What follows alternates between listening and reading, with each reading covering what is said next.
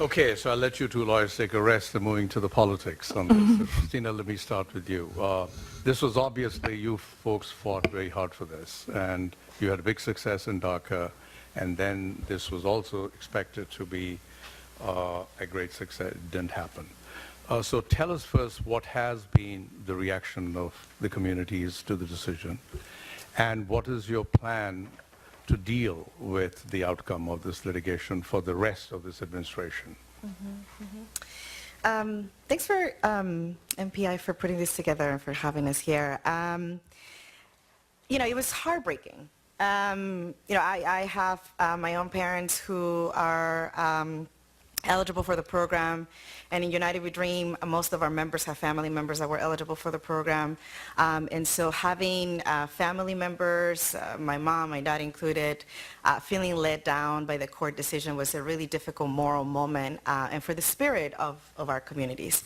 One, because the news that once again, their lives and their experiences and their vulnerability to deportation is not important and feeling played by the politics, even though the community understands that the Supreme Court is involved now. For them and for people like my parents, it's all about the politics and not feeling like their lives really matter in the context of the political debate on immigration. So I think unfortunately the non-decision from the court had that sort of reaffirmation of that feeling. And at the same time, I will say what you saw immediately, particularly in communities that are a lot more organized, is a desire to say, we need something. If the court is going to say no to us, if Congress is going to say no to us, we need to figure something out and we want something. So immediately you saw community members coming out, either in press conferences or community gatherings, or even direct actions across the country saying if we don't have protection from deportation, deportations need to stop, our families need to continue to be together, and we need immigration reform. And that's what you heard. Now, when we hear the term immigration reform, for different people in our community, it means different things. But basically, what's been really clear from our community is that there's urgency about the situation changing.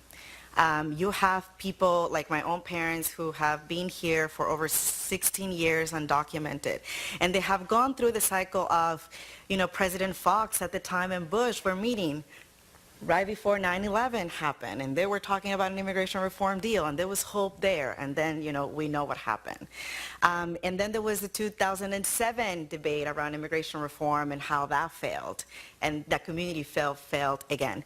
Then you have 2010, then you have 2013 again, and so I feel like there is both an urgency, but also skepticism about even the promises that candidates like Hillary Clinton have made about immigration reform. So organizations like United We Dream feel greatly encouraged to hear that if she was to become president, she will prioritize immigration reform. But there is a lot of skepticism to overcome in the community. Will she really deliver? We experienced something similar under an Obama administration of commitments about immigration reform. The issue ended up not being a priority. We did not see a bill after the House and Republicans stalled the process in 2013, and then we have seen almost 3 million deportations. And in the midst of all of that, DACA has been a glimmer of hope, but I think that what we are up against right now is urgency and really desperation from the community to see something. Whether that's administratively or whether that's legislatively in 2017, I think for the community, it's about a solution that is going to change their lives. It's about people like my parents feeling like after 16 years of working here undocumented and raising a family, they can finally leave without fear. And that is the urgency that our communities have. So for us, the mandate from the community and our membership is really clear. Our organizing and our advocacy needs to focus on figuring out how, whether administratively or whether legislatively, we're going to be able to get a win for our communities. So even though there's encouragement about the conversations around immigration reform from one candidate, and there's also the factor of Trump and how that has had a huge impact on the community, and the risk that you have pointed out in this conversation that if Trump was to become president, we would even lose the protection that we have of about 800,000 young people that have DACA. And so it's a moment where the community feels and knows that there's a lot at stake. But therefore, I think the community is feeling like we cannot believe all the words that we're hearing, but rather prepare us and organize us to push folks for actions. And if Hillary Clinton was to become president, I think it is expected for her to be a real leader and to deliver beyond the words and the commitments that she's made, but also to be different than what we have seen in the Obama administration from day one, particularly when it has come to the deportations and the violations that we constantly see from ICE and Border Patrol agents in our communities.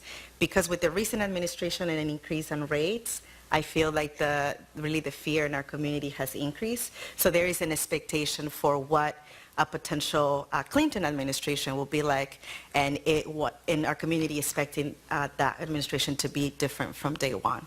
So what would Secretary Clinton have to do to get a more galvanized Latino vote, as President Obama got after the implementation of DACA? You know, we know that immigration, for particularly the Latino and the immigrant vote, it's a key issue. I mean, poll after poll, we have seen that. In the last presidential cycle, we saw how DACA was actually really helpful for Obama to get reelected, and how that invigorated the Latino vote to come out to vote, and for the president to get reelection and get huge support from the Latino and immigrant voter base. So I believe in a similar way, voters do not only want to hear words, and there is a huge encouragement from the commitments and the conversations that we have heard from Hillary Clinton, but there is a question and skepticism about the action. So what can a potential Clinton administration do to galvanize and to mobilize the community and to move the community beyond the skepticism?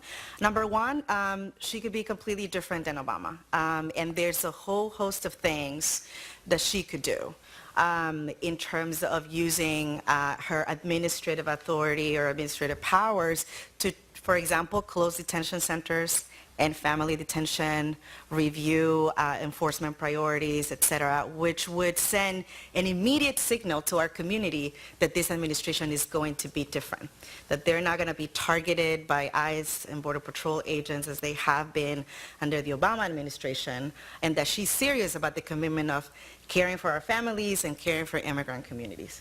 So I think that that will be a very critical signal to send to the community from day one, so that you could even have a galvanized community that is going to engage in a potential immigration reform debate.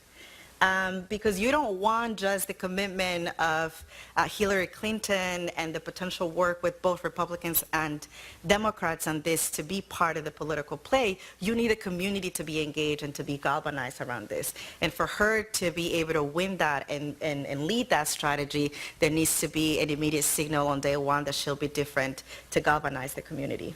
And to be completely nonpartisan, if President Trump is the president in 2017, and he has already indicated, as you said, that he would rescind DACA, what is your strategy going to be? Well, as good strategists and community organizers, we're preparing for either one scenario. And United We Dream has launched two critical things that we work with many of the partners actually that I see here within the immigrant rights movement and the immigrant rights advocacy community. And number one is empowering our communities to know how to protect themselves and just about their rights. And so having deportation defense networks all across the country, we're testing a model like this in Houston, Texas, which hosts the county in the United States that deports the most number of people in the country. And it is about having communities that are able to protect themselves from deportation. Number two, we have launched a hotline that is available to the community so that the community can report deportations and ICE and Border Patrol activity that would allow us to keep accountability within the agency. So all of that to say that if Trump was to become president, we are really seeing if we have been concerned and outraged about the out-of-control enforcement that we have seen in the last few years, it's going to be much more worse. He's committed to triple the capacity of ICE agents and the agency overall.